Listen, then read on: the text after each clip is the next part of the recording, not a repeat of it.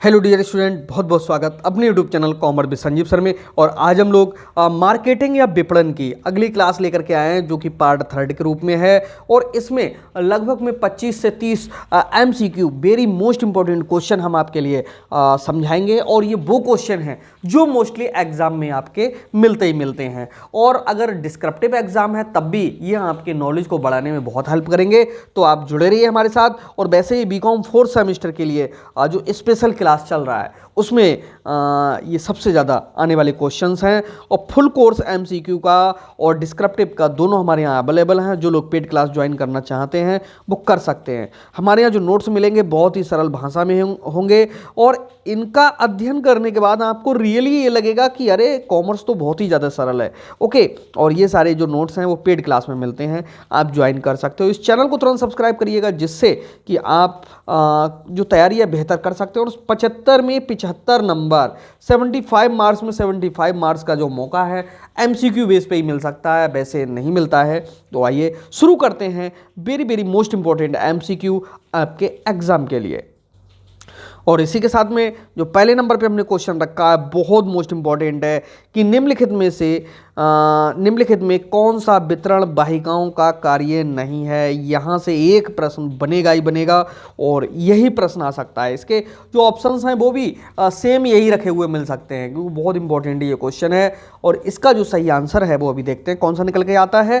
पहले आ वाले में बता रहे हैं वित्त का प्रबंध करना, दूसरा है उत्पादन का प्रबंध करना, तीसरा है संबंधन प्रक्रियाएं, और चौथा है मूल्य निर्धारित करना। अरे भाई, वो पूछ क्या रहा है, वितरण वाहिकाओं का कार्य नहीं है, क्या काम नहीं है? उत्पादन का प्रबंध करना। वितरण का मतलब है उसे तो डिस्ट्रीब्यूट करना है। जब डिस्ट्रीब्यूट करना है तो भाई रुपए पैसे का प्रबंध करना होगा, संवर्धन क्रियाएं भी करनी होंगी, मूल्य का निर्धारण भी करना होगा कि किस मूल्य पे हम किसी को दें या वितरण करें, डिस्ट्रीब्यूट करें, सेल्स करें। लेकिन उत्पादन का प्रबंध है वो इसका कार्य नहीं। तो इसका सही आंसर है बा वाला है। अगला क्वेश्चन है बहुत इंपॉर्टेंट है, प्रत्यक्ष वितरण का मुख्य दोष है, यानी जो डायरेक्ट डिस्ट्रीब्यूशन होता है उसकी सबसे बड़ी कमी कौन सी है, ये आपके लिए देखना होगा। तो पहले नंबर पे है वितरण लागत का अधिक होना। ये इंपॉर्टेंट है। डायरेक्ट रूप से अगर करते हैं तो थोड़ी लागत अधिक आती है, लेकिन आगे और भी क्वेश्चन देखेंगे। ये नहीं पहला देखा सही लगा उसी पे लगा दिया, तो ये तो ठीक है ही है। दूसरा है ग्राहकों को समय पर वस्तुएं उपलब्ध ना करा पाना। ये तो कतई गलत है। ग्राहकों की समस्याओं का समाधान ना हो पाना, ये भी गलत है। समाधान क्यों नहीं होगा?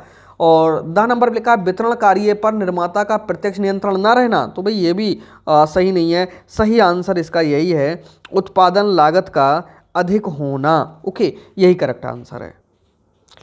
अगला क्वेश्चन है बहुत इंपॉर्टेंट है और ये आएगा भी, वेरी मोस्ट इंपॉर्टेंट है ये।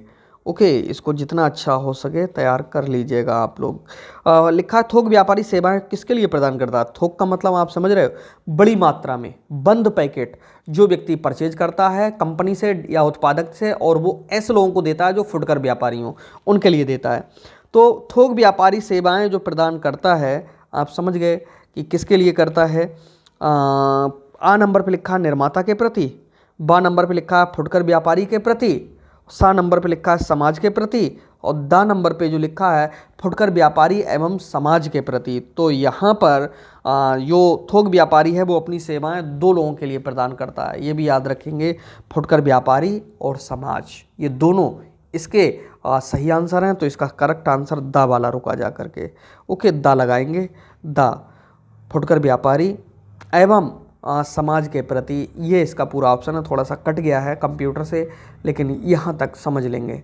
ओके, और इसके बाद में जो अगला क्वेश्चन है उसमें कह रहा है कि निम्नलिखित में से थोक व्यापारी की विशेषता नहीं है।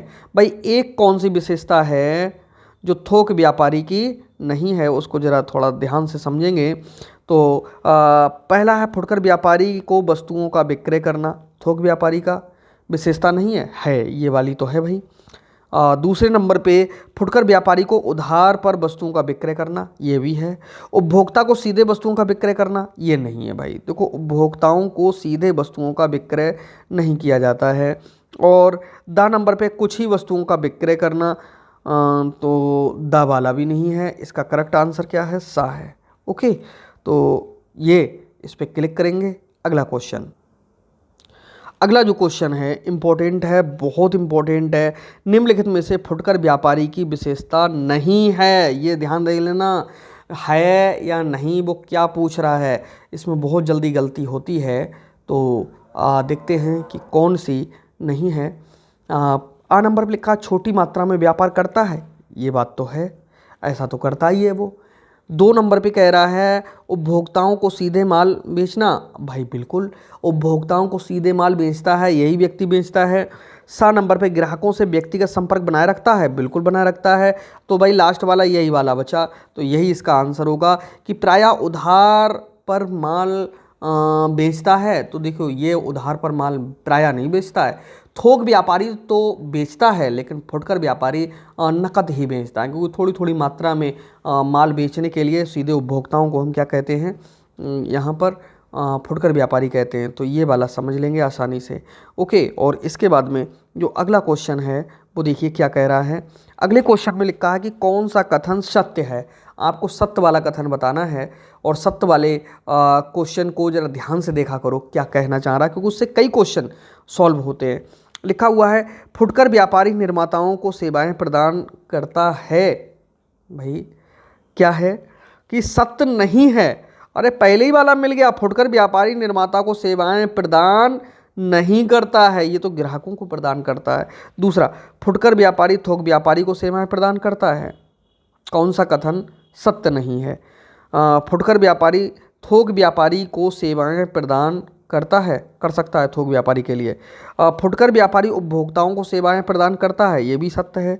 फुटकर व्यापारी थोक व्यापारी व उपभोक्ताओं को सेवाएं प्रदान करता है। फुटकर व्यापारी थोक व्यापारी व उपभोक्ताओं को थोक व्यापारी को नहीं करता है, और उपभोक्ताओं को सेवाएं प्रदान दोनों साथ में दे दिए, तो ये भी इसका सही नहीं है। इसका जो करेक्ट आंसर है गलत वाला वो यही है, ठीक है, कथन सत्य नहीं है, यही है। तो यहाँ पर एक ये भी सही है, ये भी सही है, और ये भी सही है। तो इस तरह से जो आ वाला है वो ही गलत है, ठीक है, इसे सही से क्लिक कर लेंगे माइंड में। अगला क्वेश्चन है कि कौन सा कथन सत्य नहीं है। आपको ध्यान से पढ़ना है और बताना है कि भाई कौन सा वाला सही नहीं है।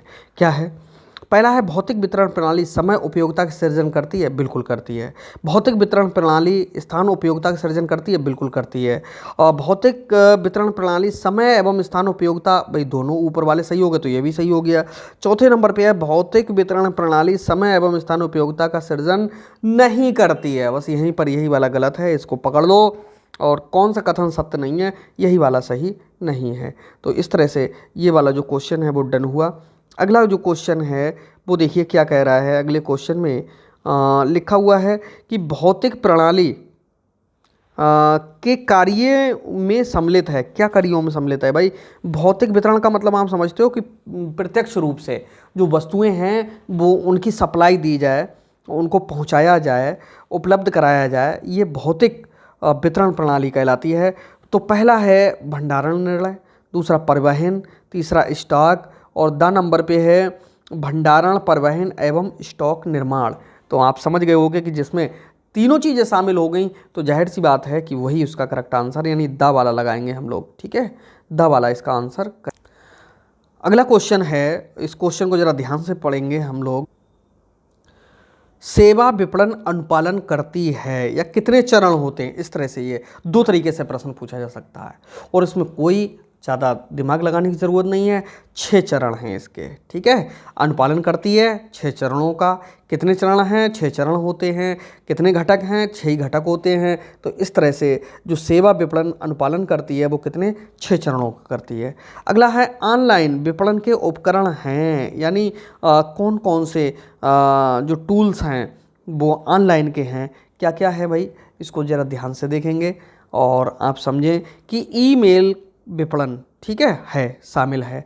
कंटेंट विपणन शामिल है, सामाजिक मीडिया शामिल है। तो ये सभी हो गए, तो दा वाला आंसर लगाइए आप लोग। और वैसे भी जिसमें सभी दिए हुए हों तो मोस्टली वही उनके क्या होते हैं, आंसर्स होते हैं। तो उम्मीद है कि ये समझ में आया होगा। तो इस तरह से ये क्लास यहीं पर दी एंड हुआ, और इसमें बड़े अच्छे क्वेश्चन थे।